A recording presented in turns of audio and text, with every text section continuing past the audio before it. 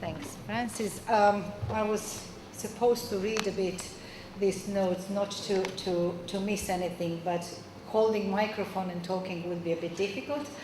I think your actual presence here and the number of people who've been virtually trying to send their comments and their questions proves that the subject we chose for today is the right subject.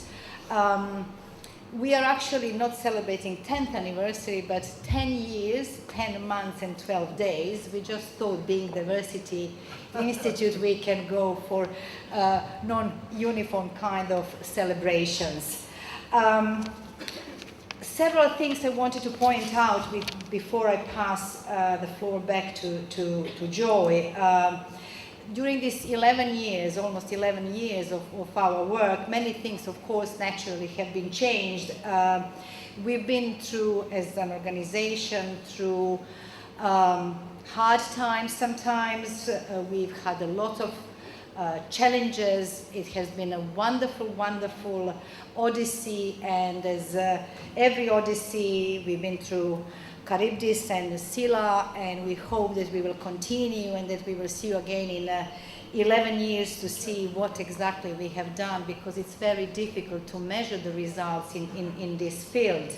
When we started 11 years ago, it was very difficult to explain what we are doing and why we are promoting diversity and why we believe that media should reflect diversity, which does exist in every society, because there is no such a country, such a society which is homogeneous, particularly in the countries where we started working.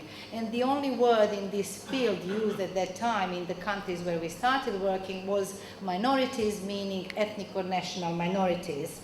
11 years later, the terminology is very rich, much more precise. It doesn't mean that diversity is more respected.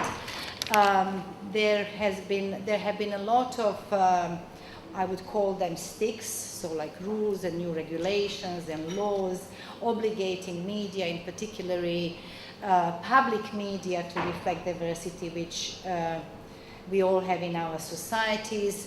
There have been a lot of carrots, such as it's noble, it's noble to give a voice to vulnerable, to marginalized, to those who are not heard or seen. Then someone came with new concepts like business case for diversity, and we've been through all these 11 years using all these arguments to convince those whom we call the non-converted to embrace diversity and to reflect it in their everyday work. We've been working with the media industry, meaning with editors, with media owners, with the journalists. We've been working with the media educators, meaning journalism communications faculties or training centers. We've been working with civil society organizations, all the time trying to convince people in these sectors that diversity does matter and that it should be reflected in the media, and it should be reflected in a responsible way, in fair, accurate, balanced, inclusive way. Whether we have succeeded is really difficult to say, but we somehow believe when we started in Southeast Europe, there was a conflict there and lots of hate speech in the media. There is no hate speech anymore in these 12 countries where we started.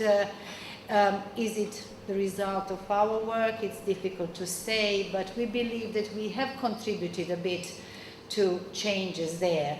Over these 11 years, we have worked with more than 2,000 journalists and editors and media educators from more than 50 countries. We have, with our help, actually 12 journalism faculties, and very soon 16 journalism faculties around the world will introduce reporting diversity modules. We have worked with many international organizations. We have become partners to Council of Europe, for instance, to 2 of their programs related to interculturalism, to anti-discrimination. We are still looking for more cooperation and more work, but we are in particularly proud to say that we've been partnering with local like-minded organizations in the countries where we've been working. And for us, this local approach is very important.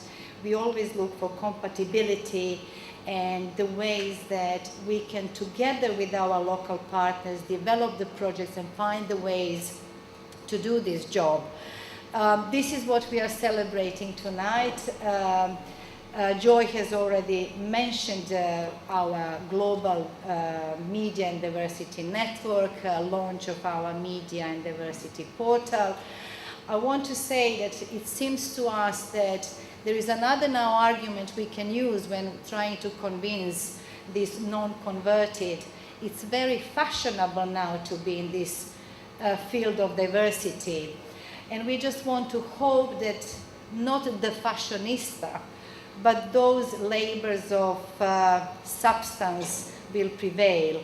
And some of those labors of substance are tonight with us, and Joy will introduce them, and we will all have honor to listen to them, either physically, literally being present here, or via a Skype link. So thank you for coming, and I hope you will have a very inspiring evening. Thank you. The fact that Vicky has won numerous awards, one of which she's one of the best women in technology, heavy mentor.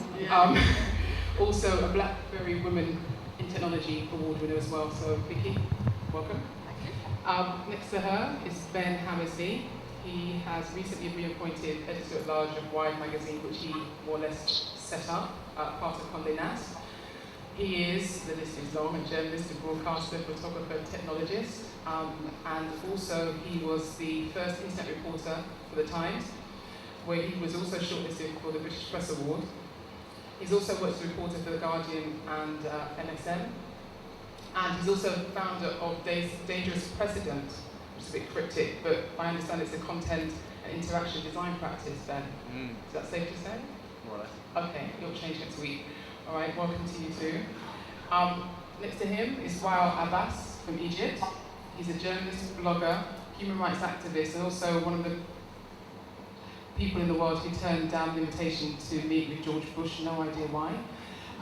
He is also someone who has risked his life really. He's reported on incidents of mob harassment of women, police brutality, and as a result of his pioneering work, he's had his films and videos taken off YouTube, for example, Facebook page closed. But for his efforts, he's won numerous awards, and one of which is the Human Rights Watch Helmut Hammett Award, 2008, Middle East Person of the Year, 2007, again, it's impressive, and also one of the most influential people in 2006 by the BBC. What's happened in the last 3 years? I think we better go back to them. Next to him, and close to me, is Grigory Shevdov from Russia, Chief Editor of Caucasian Not Online, a 24/7 media service on issues related to the 19 regions of the Northern and South Caucasus.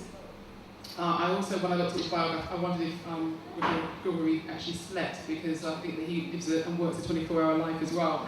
The service is a laureate of the prestigious International Journalistic Prize, founded by the Vicarious Foundation.